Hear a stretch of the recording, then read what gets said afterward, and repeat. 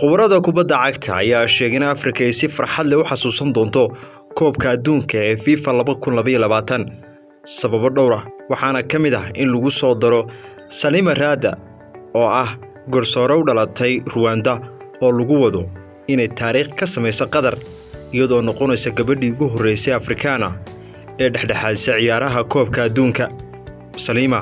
waa garsoore heerka koowaad oo dumar ah oo u dhalatay Rwanda muddo dheer ayayna garsoore ahayd waxaanay bilowday inay dhexdhexaadiso ciyaaraha kubadda cagta iyadoo dhalinyaro halkaas ay qabanaysay ciyaaraha heerka labaad in ka badan 10 sano. waxa loo dalacsiyay heerka koowaad ee horyaalka Rwanda sanadii 2018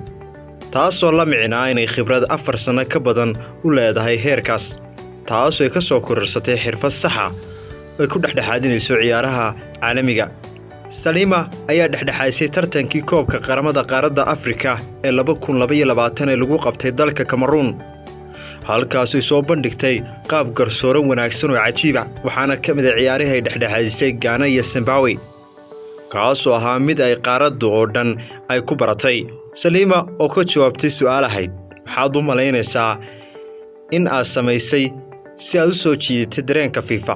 si aad u hesho wicitaanka koobka adduunka. waxay tiri waxaan aaminsanahay waxqabadkii koobka Afrika uu yahay meeshii ugu horeysay ee FIFA ku ogaatay taasoo keentay inaan helo fursad aan ku dhexdhexaadinayo ciyaaraha koobka adduunka ee Qatar.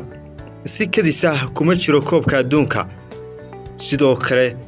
ma joogo sababtoo ah waa haween waxaan u joogaa sababtoo ah waxaan ku fiicanahay waxaan sameeyay. Salima waxa koobka adduunka ku wehelin doona garsooreyaal dumar ah oo kala dhashay dalalka Faransiiska iyo Japan oo ah garsooreyaashii ugu horeeyay oo dumar oo dhexdhexaadiyo koobka adduunka ee ragga.